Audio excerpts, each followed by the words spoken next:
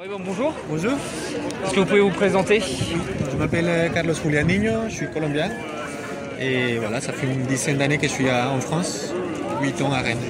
Vous êtes venu là aujourd'hui dans ce rassemblement, c'est à l'appel d'un collectif?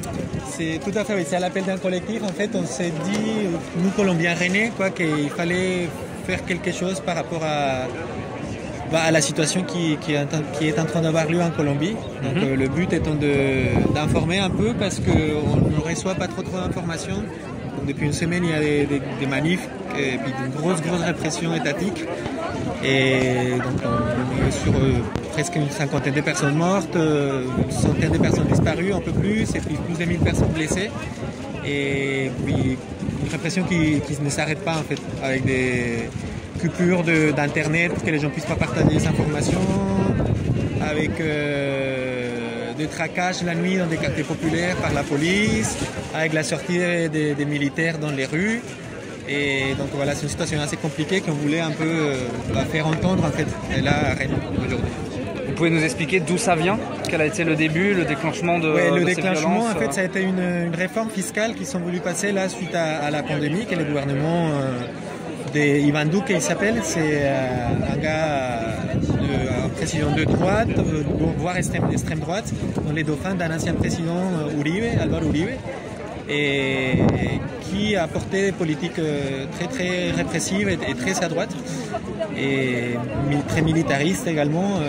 Sous le gouvernement d'Uribe, on parle d'environ 4000 civils tués par les forces armées et suite aux politiques menées principalement par... en fait, ça part des politiques gouvernementales en fait, et qui ont fini par avoir ces chiffres-là parce qu'ils demandaient des résultats militaires dans le contexte du conflit.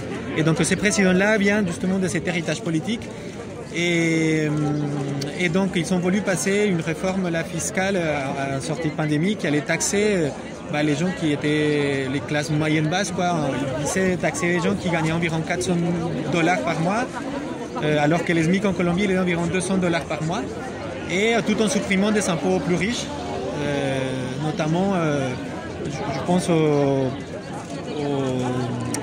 une entreprise de boissons gazeuses. Donc le propriétaire, on pourrait comparer ici à un Bolloré en fait. C'est un gars qui tient des moyens, les médias de communication, qui tient dans des entreprises de boissons gazeuses, une industrie de boissons gazeuses. Et donc dans la réforme fiscale ou juste après, il avait passé une loi pour détaxer les boissons gazeuses, et justement pour bénéficier ces types-là. Et donc les gens étaient assez en colère. Et là, même en contexte de pandémie, ils sont sortis. Le slogan principal était « On n'a plus peur du gouvernement que du virus ». Et donc c'est parti de là, ils demandaient la suppression de la réforme. Au début, le gouvernement n'a pas voulu le faire, n'a pas voulu entendre. Mais les syndicats ont fait un appel, donc ça a été le 28 avril. Et ça s'est enchaîné du coup avec le 1er mai, où il y a eu un appel à grève générale. Et donc depuis, il y a eu des indigènes, des groupes indigènes qui se sont rajoutés aussi à la manifestation. Il y a eu les transporteurs routiers. Donc là, depuis 3 jours après, c'était un gros mouvement qui a été très fortement réprimé. Donc voilà, principalement ça. Ouais. Ils ont supprimé la réforme, oui. Mais là les gens ils demandent beaucoup plus. Il y a eu des réformes à la santé qui ont été passées juste avant aussi, qui veulent nous faire passer, tout en sachant que la santé en Colombie elle est déjà presque privée. Ils veulent encore plus la privatiser. Et donc là, les gens, la revendication des gens, donc on commence à s'élargir, en fait, à aller beaucoup plus loin. Et puis les gens qui sont en première ligne, du coup, qui sont en train de se battre contre la police, parce qu'il y a vraiment un contexte assez guerrier, quoi. Il y en a plein qui sont là parce qu'ils sont plus rien, en fait. Ils sont en train de se dire. Puis on entend des commentaires des gars qui disent on mange mieux ici, c'est-à-dire dans les casseroles communautaires qu'ils font pour soutenir la grève. Et on mange mieux ici que chez nous parce qu'en fait ils n'ont plus rien à perdre. Donc c'est une situation assez forte, quoi. Comment vous voyez l'avenir peut-être de la Colombie là du coup? Peut-être parce que alors je nous disais il y a eu le recul sur la réforme fiscale, mais il y a d'autres choses qui passent et en même temps on se dit que face à la répression meurtrière là, en Colombie, le peuple va peut-être pas non plus en rester là. C'est très compliqué parce qu'en fait nous en Colombie ce qui est en train de se passer aujourd'hui, c'est pas quelque chose de nouveau. Ça, il faut le tenir bien en compte. Ce que je disais tout à l'heure, sous le gouvernement d'Uribe, on parle des 5000 civils tués. En fait, après, c'était pas les choses qu'on voyait dans les villes parce que c'était dans les campagnes où ça s'est passé. Mais l'État colombien, c'est un État très très répressif depuis les années 50. Donc je me souviens, moi, quand j'étais adolescent, mon père, il avait peur que je parle dans les cafés parce qu'on avait des groupes paramilitaires qui étaient présents, parce que les gens se faisaient tuer, les syndicalistes, les leaders sociaux, les leaders estudiantils se faisaient tuer. Donc c'est quelque chose qui est ancré à notre histoire. Mais là, pour la première fois, j'ai l'impression qu'il y a quelque chose de national qui se passe. Et donc, dès mon point de vue, je pense que ça va perdurer un peu dans le temps et que là, il n'y aura pas trop de volte-page. En fait, je pense que là, les gens, ils vont plus supporter ce qu'ils supportaient avant. Surtout parce qu'avec la présence des groupes armés, des guérillas, etc., dans les discours politiques, tous les problèmes de Colombie étaient liés à ça, en fait, étaient liés à la présence des groupes subversifs, des guérilleros, etc.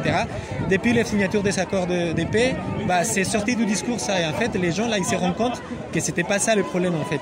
Que c'était des inégalités profondes qui étaient dans les pays, que c'était un fonctionnement politique et économique qui est très oppresseur, qui est très excluant, dans lequel seulement une toute petite élite peut se former, peut aller à l'école, peut travailler, en fait, dignement. Il n'y a aucune sécurité aussi, il faut le savoir, laborale en Colombie, en fait, avec des continuelles réformes. En fait, on s'est retrouvé avec un système économique hyper néolibéral dans lequel tu peux commencer à travailler et te virer le soir même, en fait, sans aucune raison. Et donc là, je pense qu'il n'y a plus rien à perdre. En fait, je pense que c'est quelque chose qui va perdurer. Je ne sais pas si on va réussir, aussi les gens, parce que moi je ne suis pas là malheureusement, et si les gens vont réussir à faire changer les choses. On a les élections l'année prochaine, il faut voir, il faut s'attendre à... Une dernière question justement à ce sujet-là, est-ce que c'est peut-être que les choses sont allées très vite là ces derniers jours en Colombie?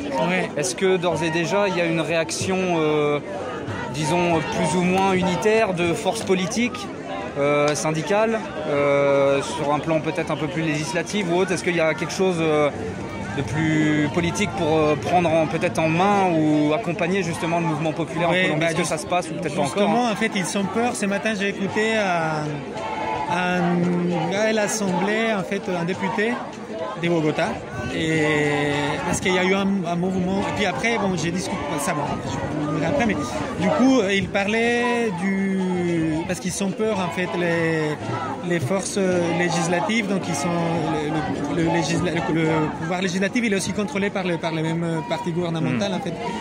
Et là, il parle de faire un état de commotion intérieure, ce qui donnerait plein pouvoir au président, c'est-à-dire suppression des maires, que c'était la seule manière de faire une sorte de contre-pouvoir, parce qu'il y a des maires qui sont plutôt progressistes à Bogota, un peu à Medellín, un peu dans les grosses villes. Mais là, s'ils passent l'état de commotion intérieure, tout ça, ça va sauter et ils vont avoir plein pouvoir. Et justement, les députés, ils faisaient appel parce qu'il y a eu des gens dans le mouvement qui ont voulu rentrer au Parlement et ils leur demandaient de ne pas le faire parce que ça donnerait en fait des raisons au groupe gouvernemental, en fait, à l'Assemblée, de faire passer cet état de commotion intérieure et ils ont peur qu'il le passe. Parce que là, ils disent, là, on a beaucoup de morts, s'il le passe, on aura beaucoup plus de morts. Donc, s'il vous plaît, il nous reste un an, il faut juste tenir, il faut résister un an de plus pour pouvoir... ils veulent prendre le pouvoir l'année prochaine. J'espère que ça va le faire parce que je trouve que là, la jeunesse, elle est assez réveillée. Et justement, ces discours anti-rouge, anti-communistes, parce qu'en Colombie, en fait, il faut le savoir, tout ce qui sont un petit peu la gauche, c'est déjà un rouge, un communiste qu'il faut disparaître, en fait. C'est vraiment les discours américains qui est rentré vraiment dans l'esprit des gens. Mais là, pour une fois, je trouve que ça change un peu, quoi. J'ai l'espoir, en tout cas, que ça puisse changer. Mais bon, là, c'est compliqué. Il y a dans les rues, il y a des gens civils, armés, d'extrême droite, du coup, qui sont en train de tirer aussi dans les quartiers populaires sur les gens. Donc, c'est hyper compliqué. Bon, merci bien, Kylian. Merci à vous. Merci. On espère le meilleur pour la suite, pour le peuple colombien, quoi. Une issue démocratique si possible et puis certainement sans douquer. Oui, on espère ça, sans l'olivisme en tout cas. Ouais. Voilà. Mais ça va être compliqué, mais bon, on espère. Super, merci beaucoup. Merci à vous.